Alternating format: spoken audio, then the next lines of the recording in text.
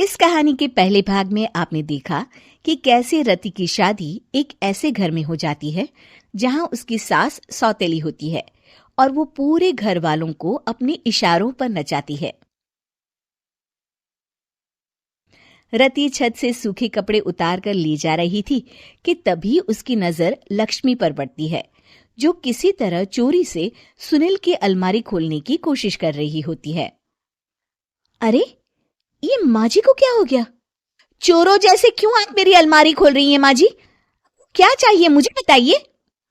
अरे वाह, क्या चाहिए मुझे बताइए।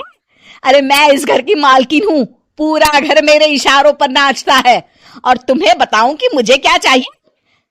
यहाँ से। और वो उसे जोर से धक्का देती है। जैसे ही लक्ष्मी रति को धक्का देती है, उसके सर पर चोट लग जाती है और वो बेहोश होकर गिर जाती है।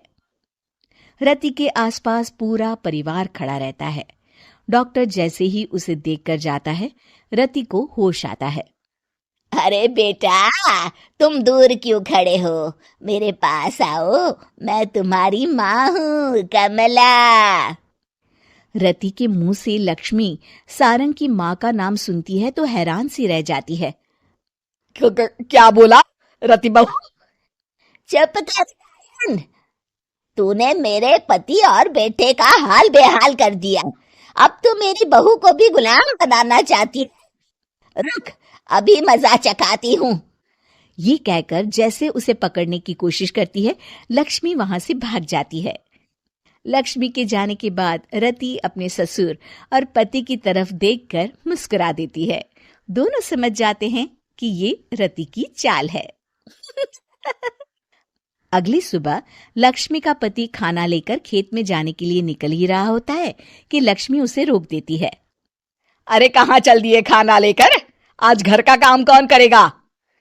तभी पीछे से रति आ जाती है और जोर से चिल्लाती है। कौन इनको काम पर जाने से रोक रहा है? मैं अभी उसे मजा चखाती हूँ।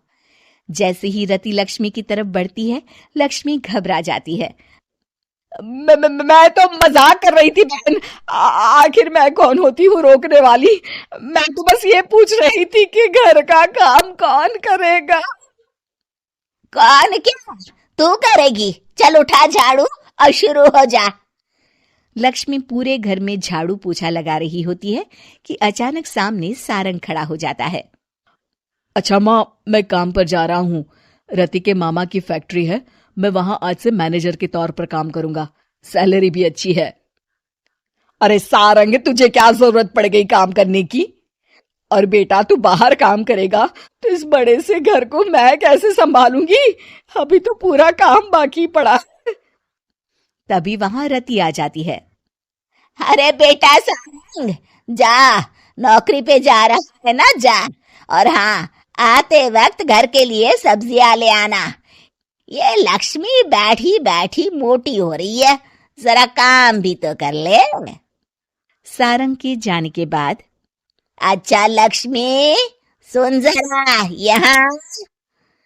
लक्ष्मी अपनी बहू रति को सारंग की पहली माँ जो मर गई है वो समझकर उसके पास जाती है। अरे बहन, ऐसा क्या हो गया जो तुम्हें वापस आना पड़ा? मैं तो बड़े ही प्यार से इस परिवार को चला रही थी।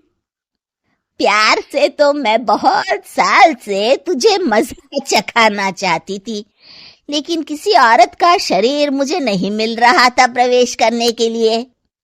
अब से ना मैं बहू के शरीर में रहूंगी। और हाँ, तूने कोई भी चालाकी दिखाई या मेरे घर के लोगों को परेशान करने की कोशिश की तो तेरा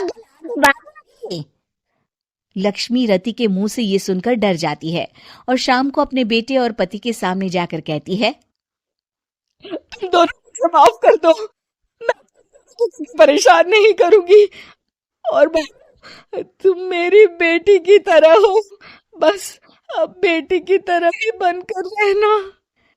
लक्ष्मी उन लोगों को इतना कहकर वहां से चली जाती है और उसके जाने के बाद तीनों एक दूसरे की तरफ देखकर हंस देते हैं।